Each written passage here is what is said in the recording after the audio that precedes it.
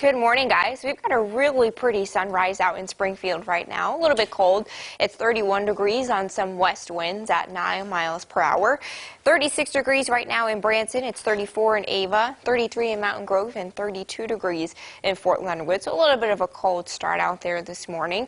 Sunshine by dismissal, another A-plus day. 52 degrees will be above average for January and feeling really good. So Futurecast is quiet again today, very much like yesterday. Temperatures around 50 degrees with sunshine. Temperatures drop to about freezing tonight under clear skies, and then by tomorrow we'll have breezy south winds, push temperatures warmer, closer to 60 degrees, but that also comes with a fire danger, so no outdoor burning tomorrow.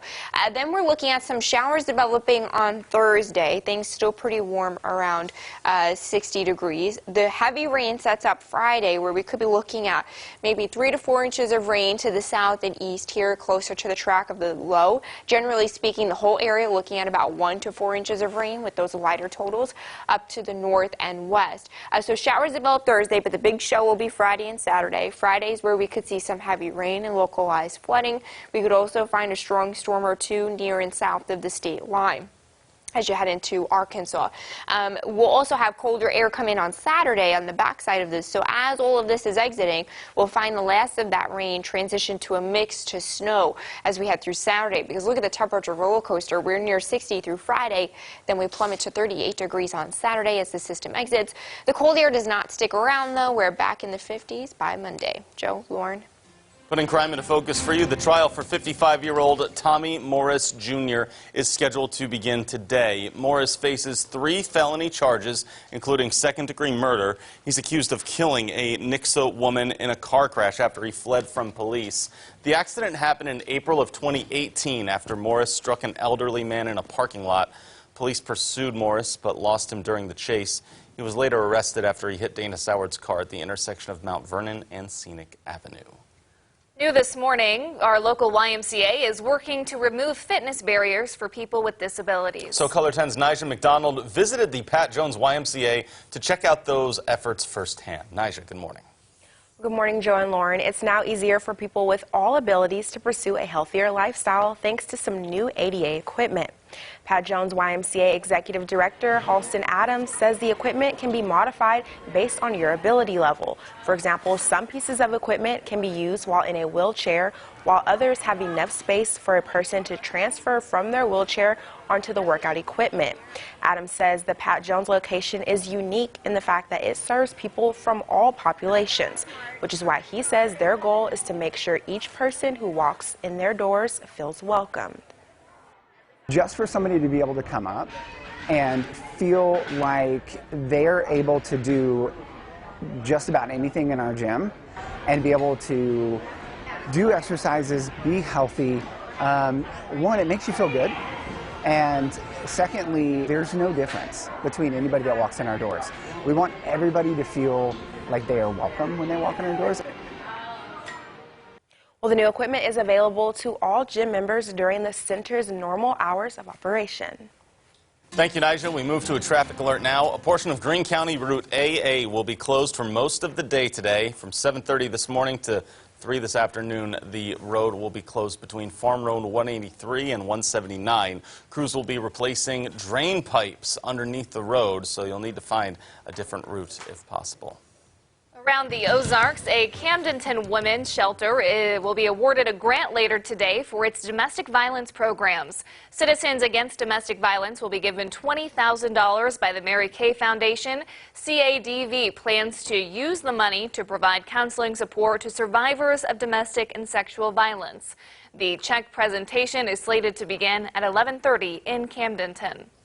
Marionville's only pharmacy is repairing significant damage after someone rammed a stolen truck through the building and stole drugs. Police were called to the scene just after 1:30 yesterday morning. Pharmacy manager Mitzi Owen says the suspect had to crawl through a hole in the brick to get inside, and that person ended up getting away with narcotics. They do, however, have security footage of this crime. Drugs are the devil, you know.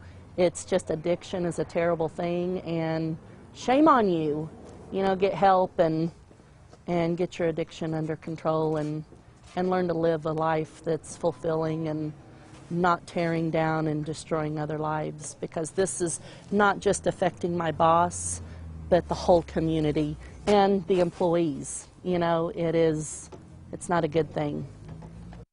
The Marionville Pharmacy was closed yesterday, but is expected to operate normal hours today. As high temperatures and drought conditions have allowed massive wildfires to continue burning in Australia, firefighters are working around the clock to try and save as much as they can. At least 25 people and an estimated 500 million animals have died so far. Right now, the fires are mostly on the coast, but the majority are burning on the southeast side of the continent near New South Wales and Victoria. Color 10 spoke to a local resident from Australia who talks about the devastation.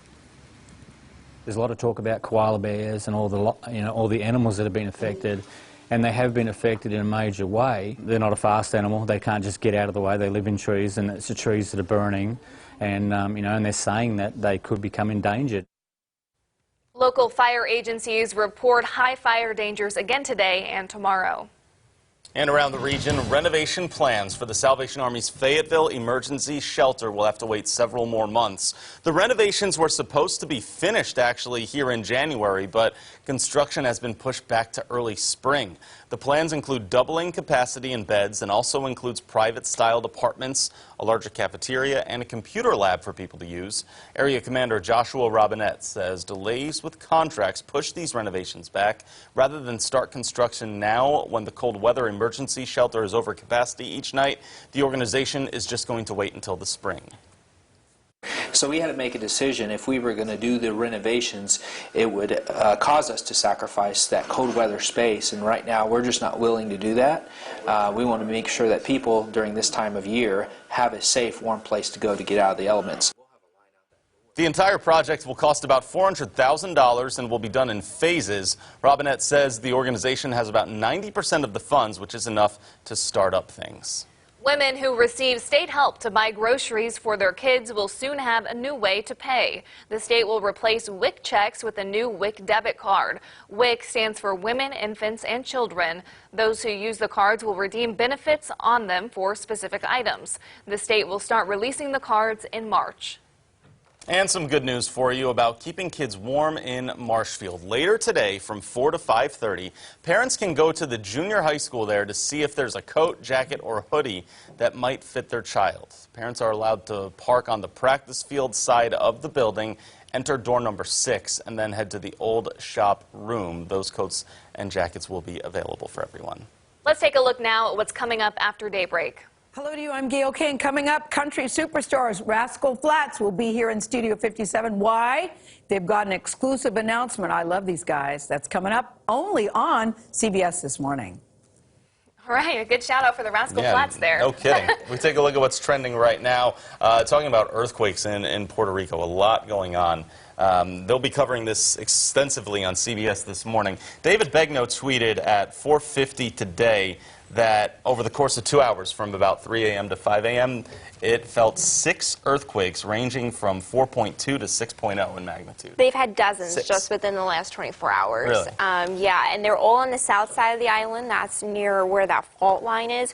No tsunami warnings right now. And David Begnaud was also reporting that the latest at 6.4 magnitude struck just about an hour or two ago.